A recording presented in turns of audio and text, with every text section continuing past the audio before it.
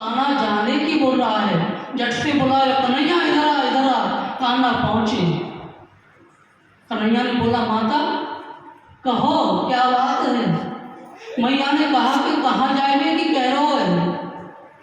कन्हैया बोले, मैया हम मामा को मेला देखना चाहते हैं।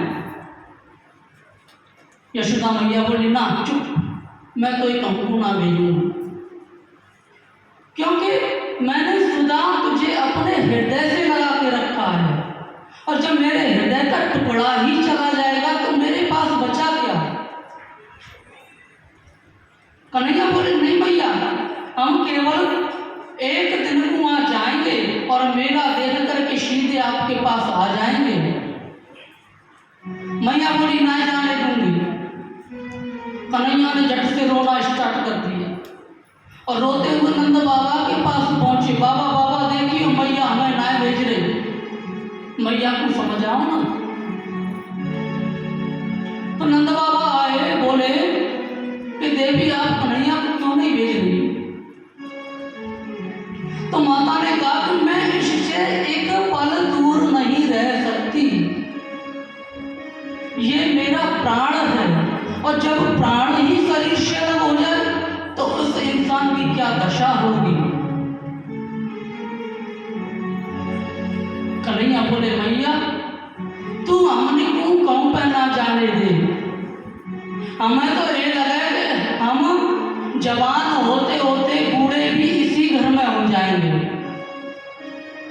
देखो हमारी तो घूमने की उम्र है, थोड़ा हमें घूमने दो ना।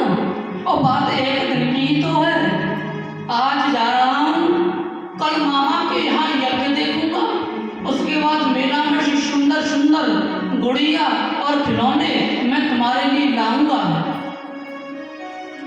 परसों तुम्हारे पास आ जाऊंगा। मैया बोली, ठीक है बेटा, नहीं मानता तो चला जा, पर मेरी एक बात है, वहां पर जाकर के कभी मैया देवकी से ये न कहना, वसुदेव जी से भी ये न कहना कि माता यशोदा इतनी बुरी थी कि रोज मुझे कहीं छड़ी से पीटती, कहीं ऊकल से बांध देती, और कभी मेरे पीछे पीछे दौड़ पड़ती, कभी कभी मेरे कान को भी मरोड़ देती। इस प्रकार से मेरी शिकायत मत करना। ए लाला, मैंने सदा तुमको दुख दियो, मैंने इतना दुख दियो कि मैं तो कबू लाड़ लड़ा ना पाई हूँ। तेरा बोल दियो, कभी मेरी शिकायत मत करियो, और ये बात अपने मन में ही रखियो। तू मेरा ही पुत्र है, जाना चाहता तो चलो जा, पर मैं तेरे बिना जिंदा नहीं रह पाऊंगी।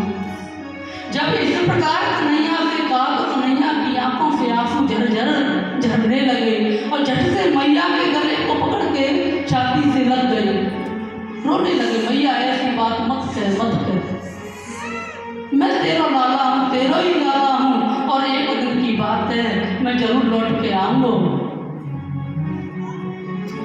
मैया बोली, ठीक है बेटा, चला जा। कन्हैया वहां से चल दिए, और साथ में दाऊ बाबा तैयार हुए और वो भी चल दिए। अक्रूर जी उन दोनों को लेकर के रथ पर सवार हुए ही, और सवार जैसे ही हुए, झट से मैया दौड़ पड़ी और पटक खाती खाती चली आई। हे कृष्ण, हे यादव, हे कान्हा, जरा रुको तो सही। जब कन्हैया ने देखा कि माता पटक रही है, गिर रही है, तो झट से नीचे उतरे और मैया के पास पहुंचे। मैया क्यों दुखी होती हो, इतना दुख मत बनाओ, हम जरूर आएंगे, परसों आएंगे। मैया को नंद बाबा ने सांत्वना दी। जब मैया रुकी, उसके बाद अक्रूर जी ने दोनों भाइयों को रथ पर बिठाया और कुछ दूरी पर आगे बढ़े। आगे बढ़े तो आगे देखते कि नंद महल से थोड़ा आगे निकल के सबकी सब गोपियां राधा जी सहित वहां पर खड़ी हुई हैं, और अक्रूर जी ने जैसे ही रथ हाँकिया तो उस रथ के सामने सबकी सब गोपियां लेट गई। ऐसा सुंदर दृश्य। उनमें से ललिता गोपी बोली, देखो ये कैसा दुष्ट नाम तो रख दिया अक्रूर, और इसका हृदय कितना क्रूर है। आज हमारे प्राण को हमसे कर रहा है। उन गोपियों को देखकर कन्हैया नीचे उतरे और आकर के गोपियों को समझाने लगे, हे गोपियों, आप व्यथा रोती क्यों हो? क्या कारण है? आप चिंता मत करो, मैं जरूर लौट के आऊंगा। आज जा रहा हूं, कल रहूंगा और परसों तुम्हारे पास आऊंगा। आप गोपियों शोक मत करो। गोपिया ने कहा, वाह रे लाला, आज तो तुमने मुझको छल ही दिया। उनमें से मधुमंगल बोले, रे लाला, हमें ना पता कि तो हमारा सगा केवल कुछ ही दिन के लिए था। आज तुमने मुझको अनाथ कर दिया। अब हम तेरे बिना अनाथ हो गए कन्हैया। भगवान श्री कृष्ण ने उनको समझाया।